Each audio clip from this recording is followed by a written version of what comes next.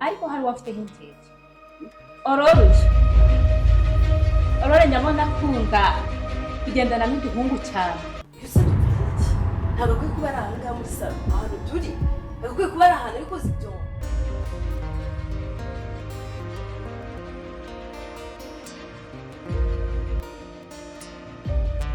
Karame mama.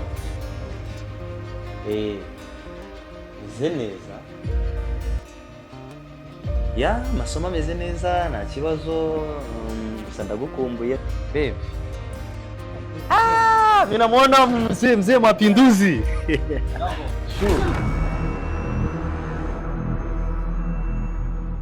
Bana banjye se mumeze mute? Tumeze neza daddy. Maze iminsi narabuze pe, kazi karamperanye, gataha nijoro, ariko nari mbonye akanya kugira ngo tuganire. None se amasomo biragenda? Ndabona muri kubitsinda neza nkuko bikwiriye. Cyane. Muri kaminuza nta mikino ihaba, mukwiriye kwiga mugashyiraho imbaraga. Ibintu by'imikino biba bihari, biba bisaba ko mugomba kwiga kugira ngo muzabe abantu bakomeye, muzabe abantu b'intangarugero, muzabe abantu bose bafataho icyitegererezo. Mugomba kwiga rero mushyizeho umwete kandi mukagira imyitwarire myiza ikwiriye abana nyine. Murabona muri urugo nta kintu tubuze. Bagiye hanze bavuga ko babuze iki? Nanjye nicyo nibaza byose. Amafaranga amafresheri barayahorana, bagomba kumenya ko kwa se na nyina nta cyabuze, ariko hari wafite hinteke ororoshye orore nyamona akunda kugendana n'uduhungu cyane kandi ntabwo ajya apfa kuri telefone. Orore mbabarira, ntuzandakaze, ntuzacumuze ababyeyi bawe kuko ntacyo uzawaturanye habe n'iki, ariko ugabanya ibintu by'iki by'agakungu n'abahungu. Dukeneye amanota meza, nta kindi tubikeneyeho gusa. Ariko mahabuja we, mu biganiro byose mwawe murimo nanjye nabyumvise. Yose dupfiki ntabwo kwiye kuba ari ahangaha muri salo ahantu turi, ntabwo kwiye kuba ari ahantu ariko z'ibyombo, ariko ahantu atari amasuka akayakora. Ntabwo kwiye kuba ari hano.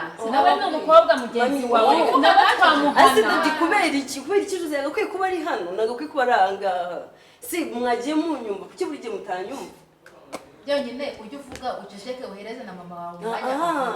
No, uyu mukozi ntiyahera dusuzugura mami. Daddy suri kubibona. Ariko mugomba gushyira hamwe. Ari kudusuzugura, reba araba yicaye. Yakwiye kugenda akajya mu ntebe akajya kwicara cyangwa akajya n'ahandi. Ntabwo kwiye kuba ari hariya. Yego rata boss, uyu mukobwa mujye mumuhanura. Agira ingeso mbi njya buranje mbona utuntu twinshi hara mu gikoni aho mba nibereye. Agiye yimeta akajya kuri telefone akavuga bashoka.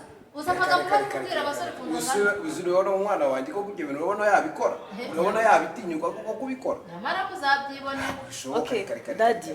Niba mudashaka kunyumva, nta kibazo ni mwizere uwo mukozi wanyu. Niba njye mudashaka kunyumva nk'umwana wanyu, mukizera umukozi, nta kibazo. Ariko mudusuzuguza abakozi.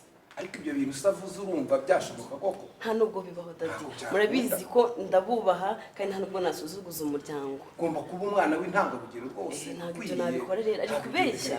Ariko nawe ntabwo yakwiye kuza gutya. Nyamara tuno dukobwa kwanyu tuzazana ninde nitujya muri kaminuza. Cyane akandi ko kazayizana mbere. Yakurikirana ibyo ukurikirana nawe w'inyakuri. Oya nagende. Erega pa njye mumenya ko tumaze kuba abantu bakuru. Ngo ratashari wanje. Ntabwo turi abantu nyine bo kubwirwa nyine cyane, turi abantu bakuru tumaze kugera muri kaminuza, nukuri ntabwo tuzabakoze isoni pe.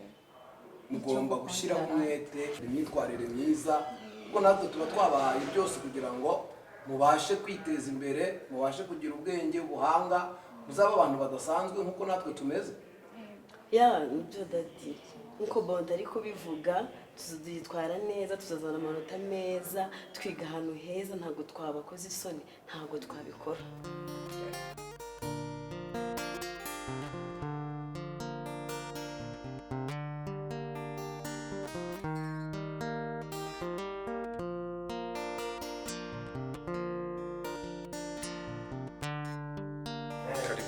Hapa tuko tayari munani. Meze neza? Okay, ikibazo. Yego. baturangiye amashambure hano. Baturangiye ko hari ibyumba kandi ngo bimeze neza. Umuntu ashobora kubona kuba yabona departement, umuntu ashobora kuba yabamo nk'ukwezi, umwaka se. Umuntu ashobora kubibona? Nta kibazo. Harahari. Aha. Gifashe bite rero? Ku bijyanye n'ibiciro, hari icyumba cy'icumi. Yego. Cya 15. Unasikia mzee? Cya 25. Ndumva icyumba cya nyuma tugira kigera muri 30. Njoo chambre ya mwisho 30,000. Ya. Hauna shida. Sasa unakalkile mu madolari, njoo combien 27 dollars. Hauna shida. Yego. Nabereka. Hanyuma ndashaka kwanza kumenya uretse kuba wenda ngende byo hano hameze nayishimiye. Nashaka kwibaza ngo mu gihe wenda ageze mu Rwanda ariko ntaviremo hano kabari yagere nk'i Kigali cyangwa se ashaka kuba atari hano mu mujyi rwagati urumva urusaku n'iki. Nta handi mushaka kuba yajya bitaruye umujyi. Mwaba mufite n'ubundi? Mwana Rusizi. Yego. Hano hafi n'umurenge Gihundwe. Yego. Naho tuhafite amacumbi. Okay. Ushaka kuhaba ukwezi, amezi, umwaka nkuko nta kibazo. Sasa walikuwa na zingine chambre kufika hapa Rwanda. Sasa wanakuletea zingine. Unaona hapa mjini tunasikia masauti ya mingi ya watu wengine.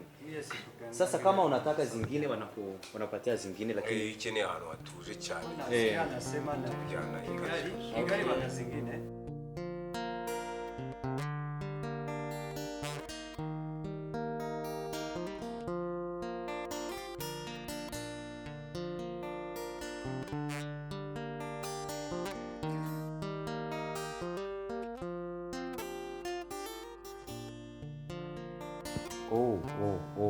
Se mama uri kweri takimpamagara. Ababyeyi nabo bajya banshanga kweri aheruka nyohereza ntabe no kumvugisha. Se numve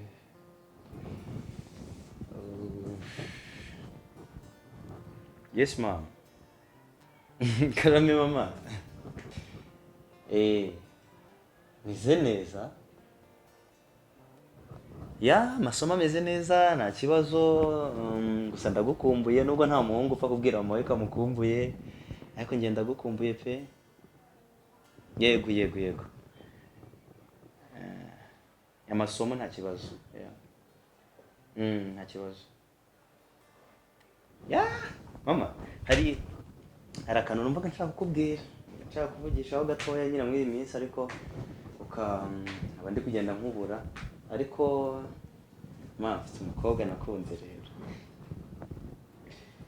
Umve mama ndashaka ko yego.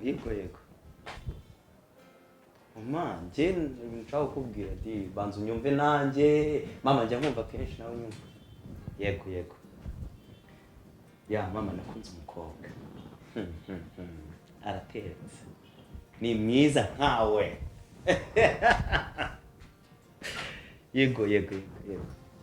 Ni mwiza nkawe nyine, muremure kwa kundi wabinsabye. Yego. Ya nta kibazo. N'amasomo nzayiga n'umukobwa nawe tuzakundana ariko nzakuzanira umukazana mwiza nkuko nyine wabinsabye. Yego. Reka. Mama ntabibi reka manzi njye muri douche, kamanzi njye koga. Ngiye kujya mu mujyi nyine hari n'utuntu ngiye kureba gusa ninza nzaza nkuzane twatubona. Yego bye. I love you mom. I like my mom. Babe, how are you doing? Are you doing well? Same to me, I'm good. Sherry, come on. No. Uyu munsi bana. Ya none mama. Baby.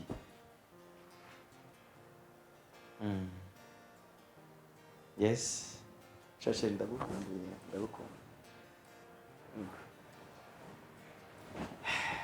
Ndumva ngukumbuye Sherry. Nyine ndumva nakubona uyu munsi ariko bitarenze none. Nibirenga uyu munsi ntuzaze. Yego. Thank you. Sangapi. Oh. Okay. Of course. Babe. Mimi namuona mzee mapinduzi. Sure. Name back. Uko vipi mzee? Fresh baba. Mbona ulikuwa munene mzee? Petit frère hapa kwa Ya. Yo. za usiku. Siku ni njema mzee. Hapana. Ariko bana nawe warubuze bana. Engineer zima travaux za engineer hatuiwe. Yana ngitangiye kuzana ibiswahili. Hatuiwe girlfriend. Subiri kwanza tuseme lugha ya Kinyarwanda. Hapana, mimi siwezi kusema. Onas. Na gache. Umva se nkubwire. None ngufitiye amakuru bro. Bikuwa na makuru ya sana.